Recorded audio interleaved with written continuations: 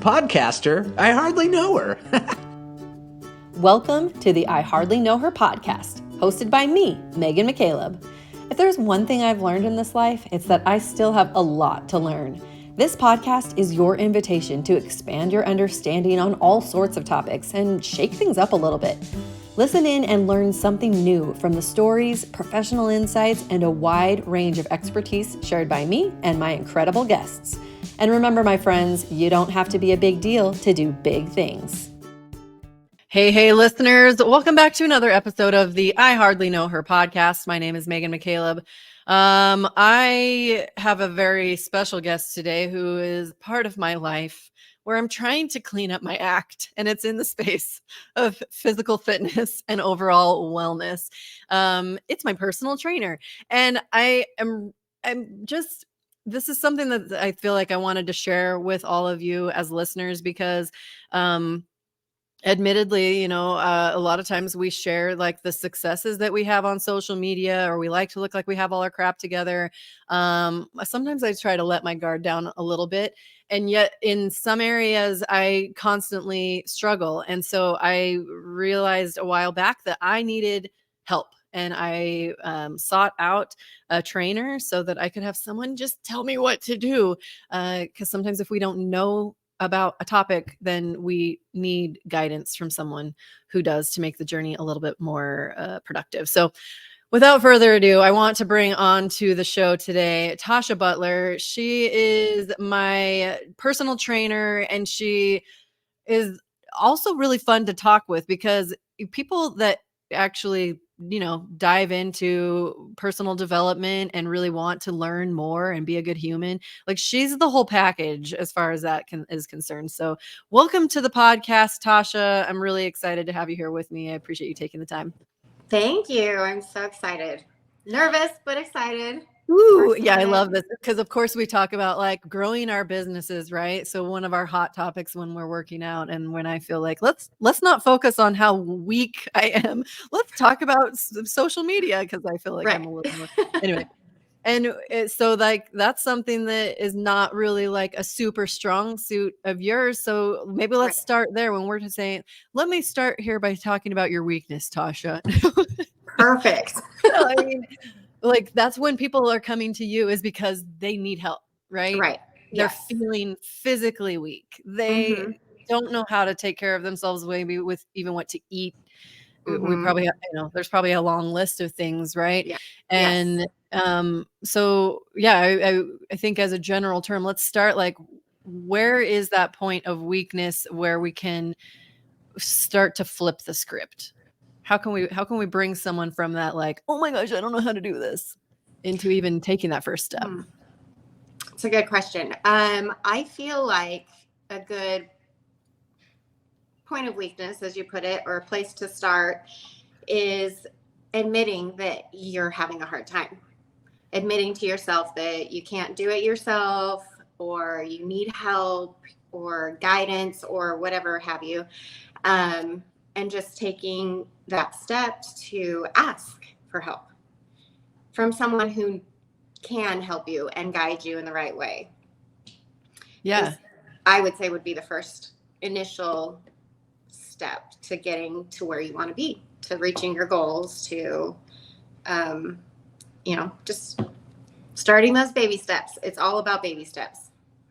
Well, what was your journey? Tell us a little bit about what really inspired you to start taking those first steps yourself into not only in the fitness space, but then you kind of elevated into competitions and all sorts of stuff. So let's retrace your steps back to like when you needed to go on that quest of finding that assistance. Right. Yes.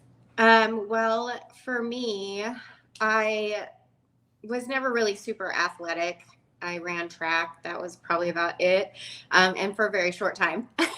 I had 5 kids, and it was all about the kids all the time. And it hit me one day that I was like, I need to do something for myself. I felt healthy, but not as healthy as I could.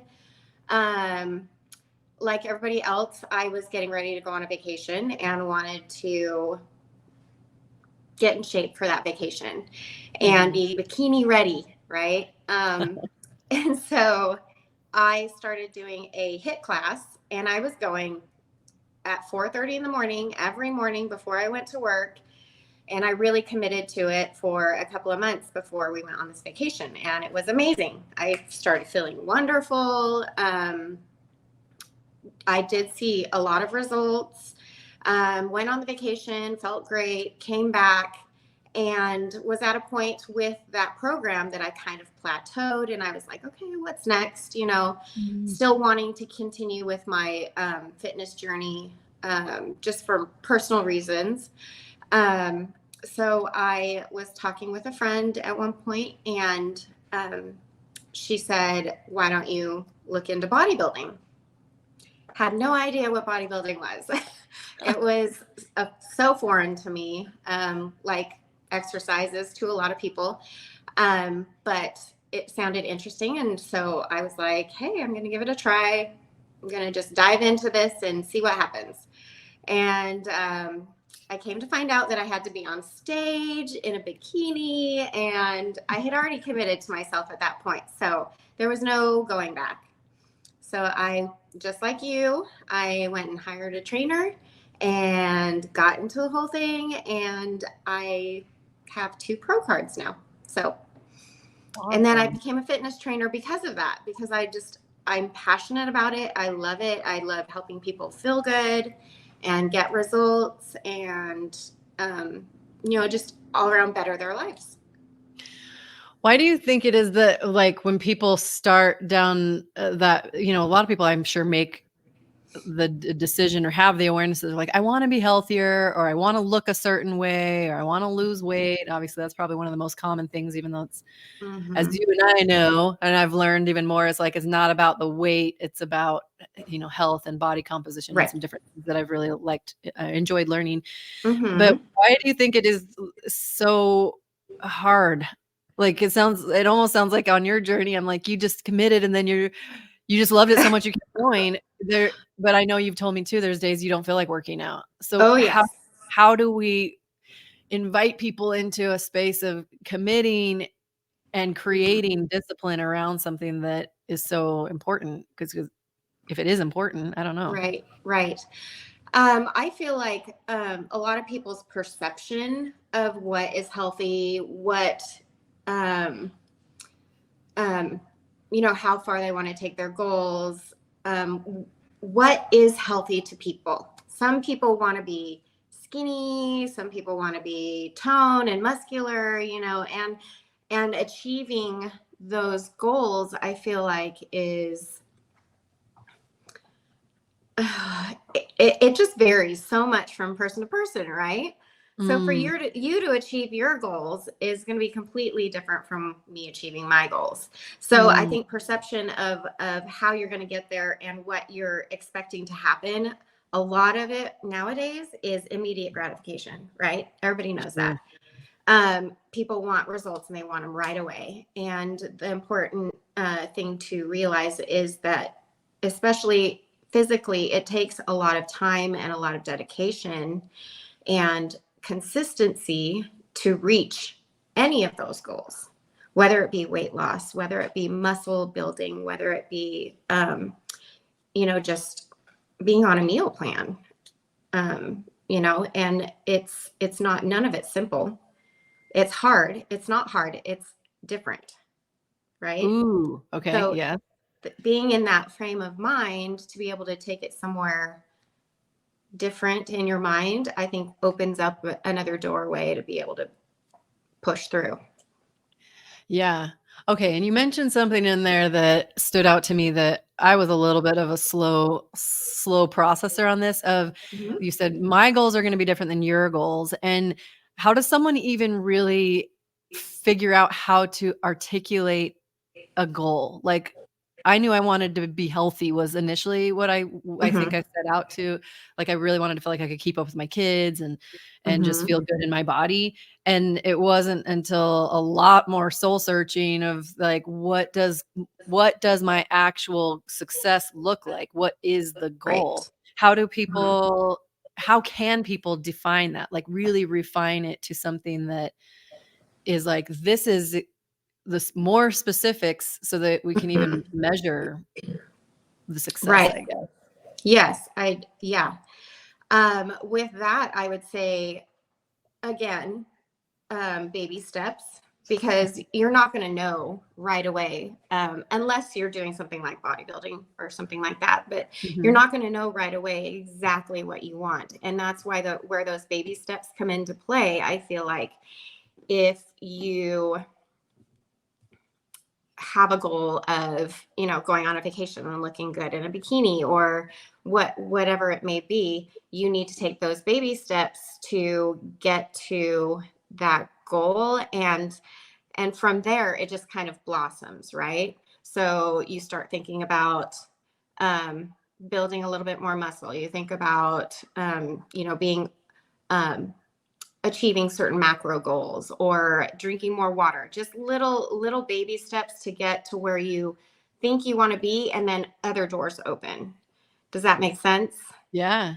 That actually, and because I think that's what happened, but I didn't really know specifically like maybe even at what point to dig deeper into defining a goal. The same is true with like a business goal too, is if you want X amount of revenue, or you want to do a certain type of a project. If we're not defining exactly what it is, then we don't know what to aim for. And on the other hand, like what you were saying is I have a lot more clarity on my business goals now that I've tried a bunch of different things and kind of felt my way through it to see for sure what I don't want too, Exactly. which can almost be as valuable as, what we think we want. And then once we learn more, we can go, oh, wait, there's Right. these other possibilities. And if you're going in a certain lane, and those goals do change, you're already there. You just have to tweak it a little bit. So Yeah. it's just getting those initial steps going. Oh, for sure. Yeah. So like walk me through what like expanding our understanding around just fitness and wellness in general, because I do think a lot of people, maybe especially because of the people that I hang out with, a lot of them are my general demographic of like midlife ladies, right? And we have a lot of it is like kind of a knee-jerk thing that we say we want. Like you mentioned, like maybe your goal is to go on vacation and feel confident in a bikini. And like how sustainable is it to have a target like that versus like, is there a lot more of a space of encouraging like the depth of why that matters, like a holistic approach of our mind and body and everything being Absolutely on the same page? Yeah. I feel like, gosh, where to go with that one? Right. I know it's kind of like it can go wherever it needs to go, because it's if you hit that goal, like I remember after having my last baby losing 25 or 35 pounds in a very short amount of time. And then it didn't end up lasting, Right. because I didn't know how to sustain it. And I also wasn't necessarily nurturing my mind as regularly at that time either. So I don't know where it might go, but I just really want to, from your observation of what you see with clients, like how do we expand people's willingness to step into the full picture of health? Right. So let's just continue with the vacation, looking good in a bikini type of situation. If I have a client that comes to me and that's their goal, they come to me and they say, okay, I have X amount of weeks, let's just say 8 weeks before I'm going on this vacation. I want to lose X amount of pounds, this and that. Of course, depending where they're at, comes into play also initially. But I do try and have people understand that when you make a goal like that, and even if you reach that goal, which great on you, right? You have to realize that typically people go on a vacation and they splurge and they eat and they drink and they, do all the things and completely reverse everything that they've just worked so hard for, so taking the time and realizing that your body needs to take the time to get healthy and get to a spot where you are comfortable and you are confident with yourself. And then you have a little bit of leeway to eat a couple meals out, or, enjoy a vacation drink or whatever have you. And then still staying in that mind frame to continue it afterwards. It's always about longevity with myself as a trainer and with my clients. I want my clients to be healthy continuously. It's a lifestyle. It is not a quick fix. It's not, and for some people it may be, but it needs to be more of a lifestyle frame of mind. And it takes time to get there. It takes time to gain weight also. So I have a lot of clients that are like, oh, well, I've looked like this for 3 years. Can I look like this in 6 months? No, it takes time. It takes a lot of time. Ooh, I don't know if I've ever really thought about it that way of like, we're in our habits or routines and it's like this gradual build up until I can't fit into my jeans. Yeah. That rhymes. That's our poem of the day about unhealthiness. Yeah. And then trying to reverse all of those habits and reverse all of that damage that you've done to your body. Yeah. It's a trek, and it's not easy. I'm not going to lie. It's not easy, but it is so worth it. That's the thing. You are worth it. So why not do it? Why not commit to it? Right? That's the $1 million question, Tasha. Exactly. Yeah. I do know. Well, so we've been working together. This is all on me. That's me that needs to get her the dates that I'm available, right? Folks, I am not trying to pass the buck here.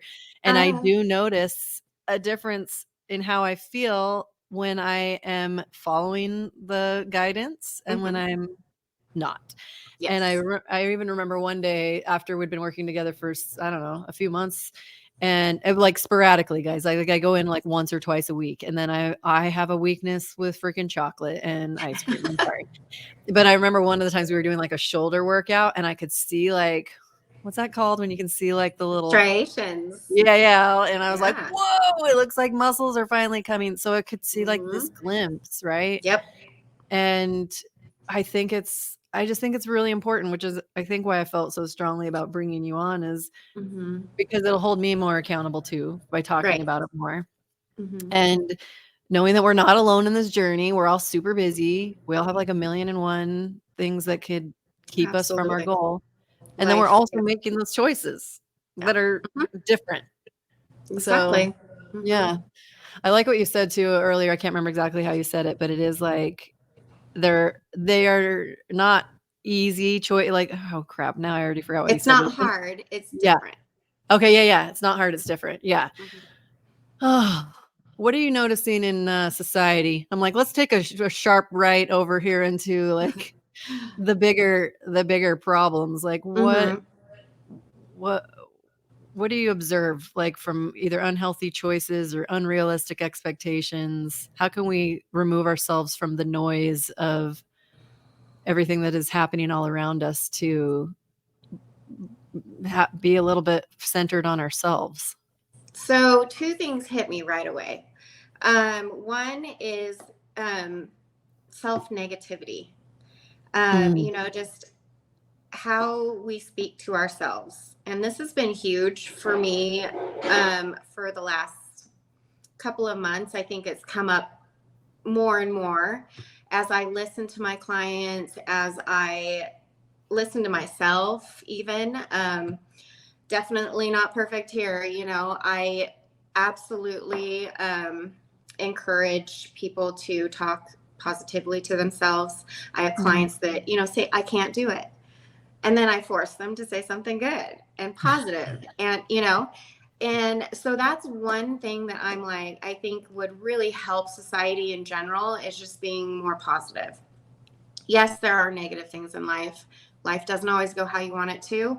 But coming into my second point, if you focus on the little things that you accomplish, whether it be, seeing little differences in your shoulder because you've been eating better for 2 meals, whatever. Mm-hmm. Or if you, went up 2 pounds in weight, or you didn't get on the scale that day because you felt great instead of weighing yourself, little things like that. I feel like if we celebrated the little things a lot more and were more positive, I think it would just be, easy. It would just come easier.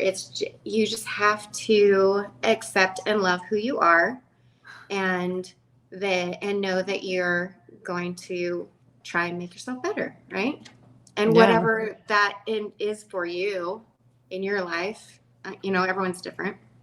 Totally. What they want. Yeah, and I already know you kind of tipped things off at the beginning, saying that like the first step is really kind of acknowledging or admitting that there is either a problem or a desire for a change, or maybe those are synonymous. But I think that for me has been where I slip into the negative talk. Is I notice the thing I want to change, and then I will be like, oh, get really down on myself for like having made the choices I've made up to this point. Right. And, well, if I hadn't have eaten like that, or if I would actually get up and use my standing desk instead of sitting, Right.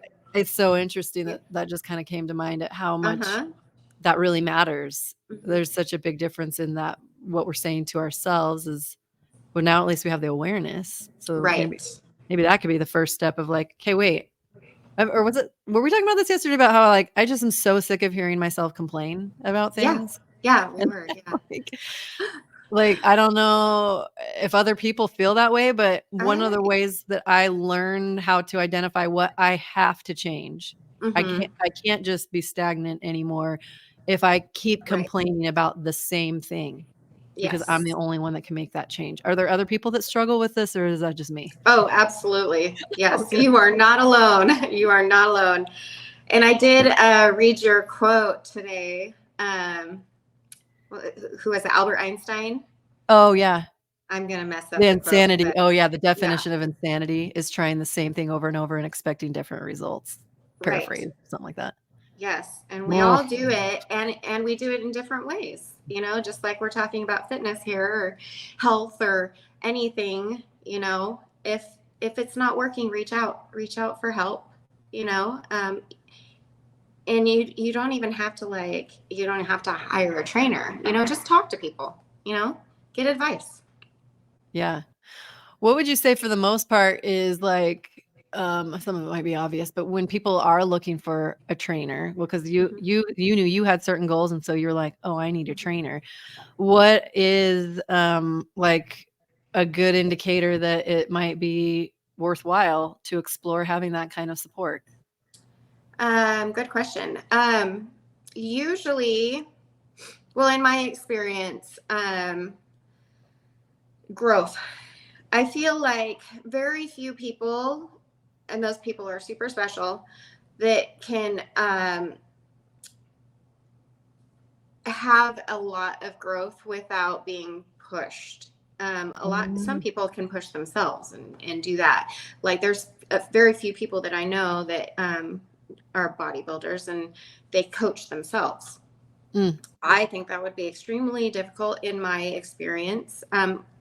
Even my coach has a coach, I feel like everybody needs that help to take it to the next level.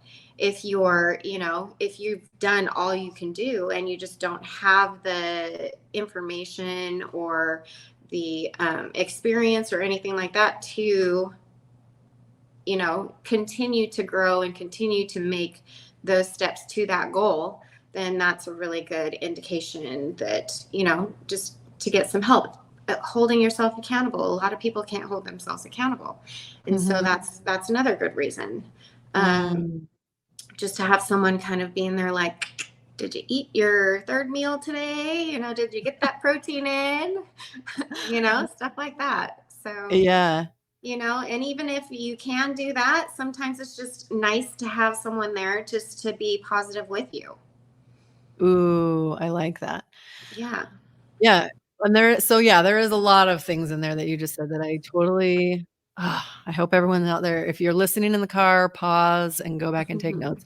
But also, like, that's one of the reasons I was drawn to the studio that you're at too, was the reciprocity of training. Like, I knew that each other, like, you guys also get trained, or I don't know if everyone always does, but that was something that really appealed to me when I heard that, because I'm like, if you're continuing to gain new knowledge and insights, and it keeps things even, I think, more, it's like I'm gleaning additional information from other trainers, Right. by having a trainer who also believes in continuing to push yourself and grow and have some accountability. It's so vital, I think, in a lot of different areas. And absolutely, you can never stop learning. It's a forever thing. I love it. And I think about it a little bit too, of like kind of borrowing confidence from someone else when I feel weak. Yes, absolutely. Yeah. And we all have those times. All of right? us. Yes. What if do you say do? You don't, you're lying. I know. Okay. When you do have those moments where you don't feel like working out, or you're like tired, I don't know what it is, but what do you physically do? Like, what do you catch yourself in the thought process? Do you talk yourself through it? Do you, like, what do you specifically do when you have to activate your discipline? Yeah, I absolutely have those times, more than I'd like to admit. Yeah, whether it be just my body's sore, or I'm tired from the day, all the things in life get in the way. Just building up that discipline. And the way you can do that is just to be consistent. And consistency is hard. It is very hard, because a lot of times we're not used to doing that in life. Things change constantly in our lives. The consistent things that we have, like work or taking the kids to school, or, doing things like that, are like absolute musts. Working out for everybody is not an absolute must. So building that discipline is difficult. But once you have the consistency, once you have that consistency, that's when the discipline just starts just automatically being there in your brain. And what, for me, when I have those issues, when I don't want to go out there and train in my garage because it's hot or it's cold or what have you, a lot of times I hear my coach in my head, right? And that's one thing for me that really helps. Another thing is having those goals, having those things I want to achieve for myself, and then just, talking myself through it. I literally will be out there and I'm like, okay, Tasha, just one more set. I have one more set, and then and then I'm done. The same thing with cardio. Cardio is hard. It's hard. Yes. And a lot of people don't like to do it and don't like to get it done, but that discipline, if you just continue to keep doing it and keep telling yourself you need to do it, it'll start coming into play, and you'll just automatically know that that's what you're doing. Oh yeah, totally. And have you ever observed someone after they're done and they're like, oh, I regret that? No.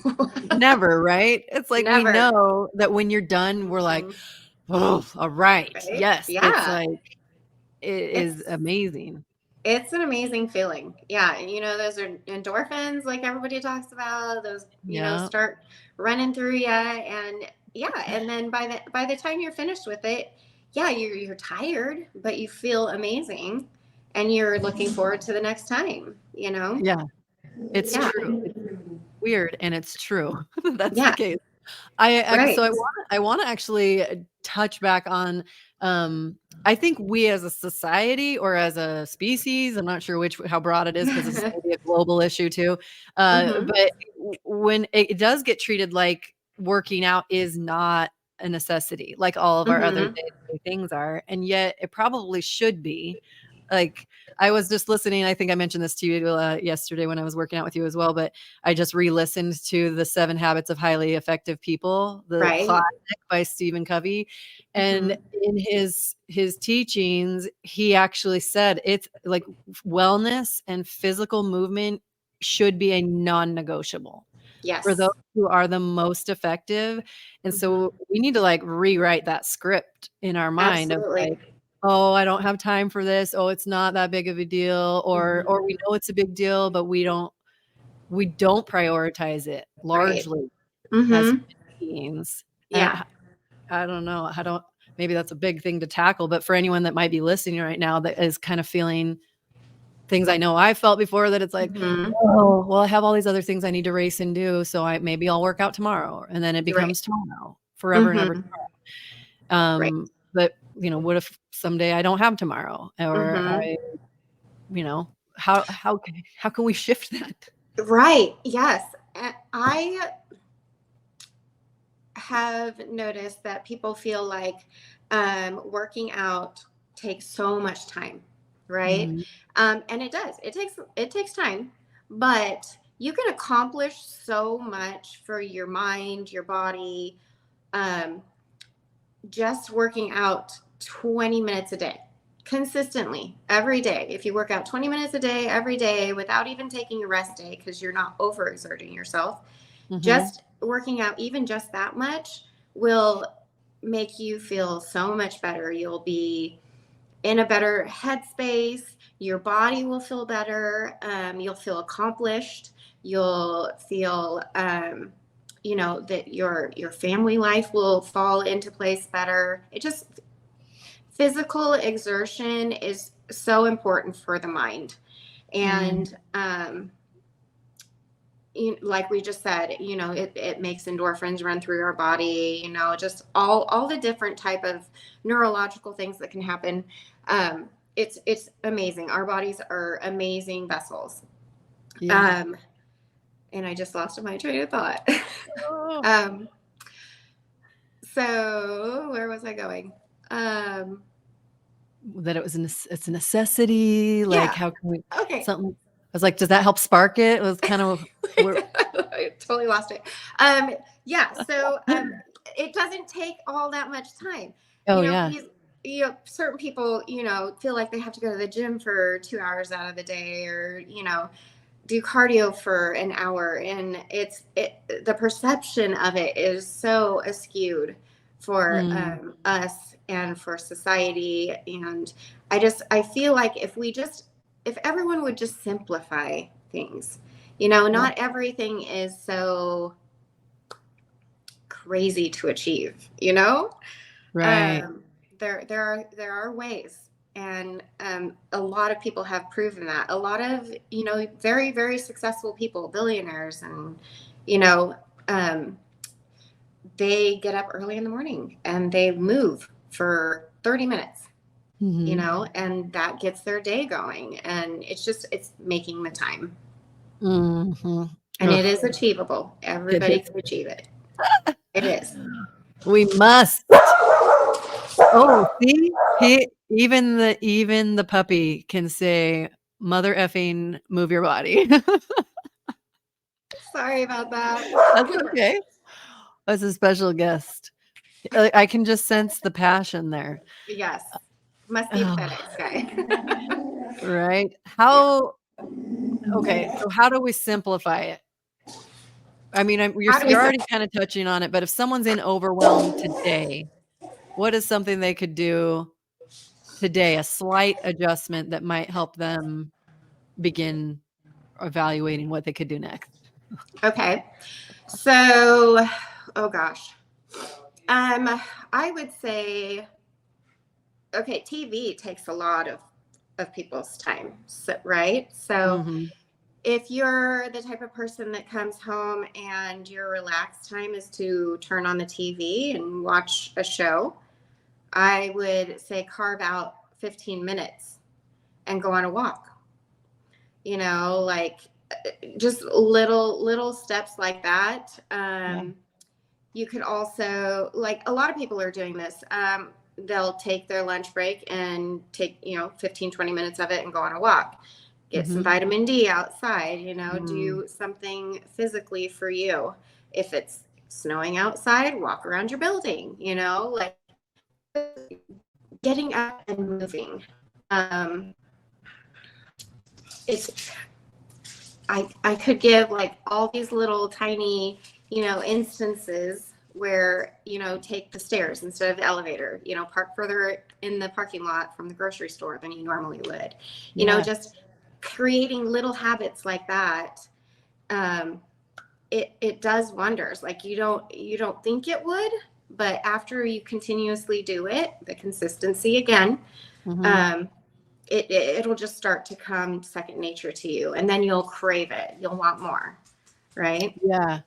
Ooh, yeah. That was something I thought about earlier. The thought came and went that I know that when I am actually working out with some regularity, my body craves more movement, and it honestly craves real nutrients more. Right. It's Yes. easier for me to have less or maybe skip some of the sugary things. I mean, admittedly, I always nibble on a little something because I don't want to lose my mind and then eat an entire.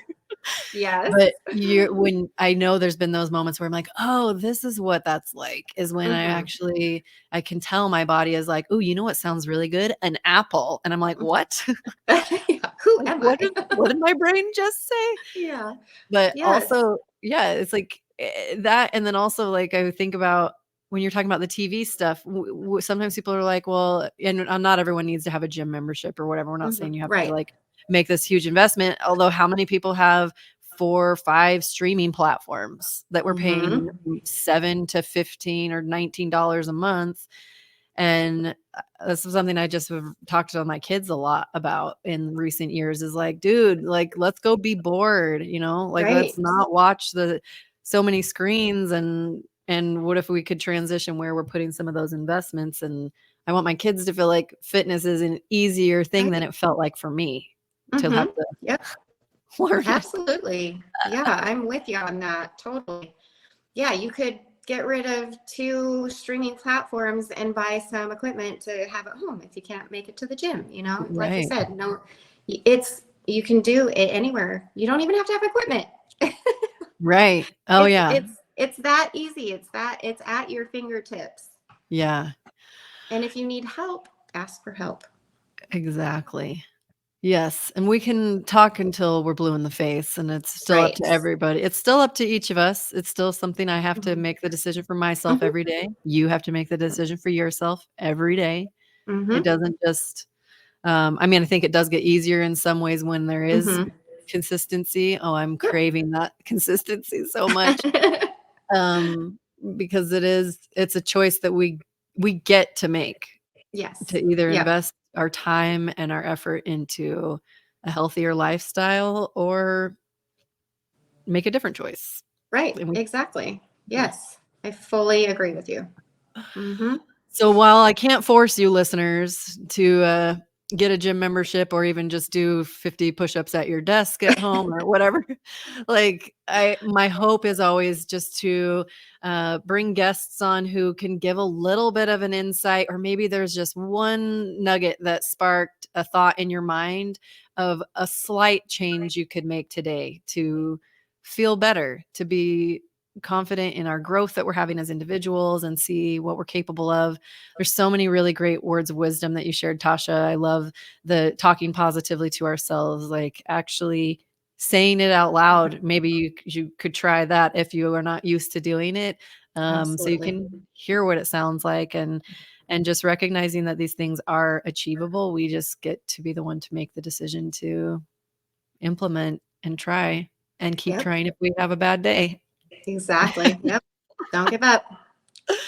I love it. Well, it's been super fun to have you on the episode. I appreciate you coming on to share your insights with all of our delightful listeners. And was there anything that I didn't cover that you feel like you're just like burning to share in this space, or something you're excited about in life? I don't know. No, I don't think so. This has been amazing, and it's always fun to share. Thank you for having me. Yeah, awesome. Well, I look forward to seeing you more soon, Yes. and I always feel good when I leave the workouts where you totally kick my butt. So, Awesome. yeah, cheers to your excellent work, and thank you, listeners, for being on the listening end and taking ideas into your world. If there's any topics or different things of interest, different guests that you would like to have, shoot me a little note. I love to bring on all different types of people that help us to continue to expand our understanding around things we think we already know. We can always learn something more, and just be better individuals as we gather new experiences and information. So thank you for listening. If you haven't already, please subscribe to the podcast, and it would be even more amazing if you want to drop a review, so more people can get some of this I Hardly Know Her podcast goodness into their ear holes. Thanks again for joining me, Tasha. Have a great day. Thank you. You too. Thanks for tuning in to the I Hardly Know Her podcast. For information about leadership workshops, public speaker training, and all things Kooky Megan, check out improvteamculture.com. We'll catch you next time.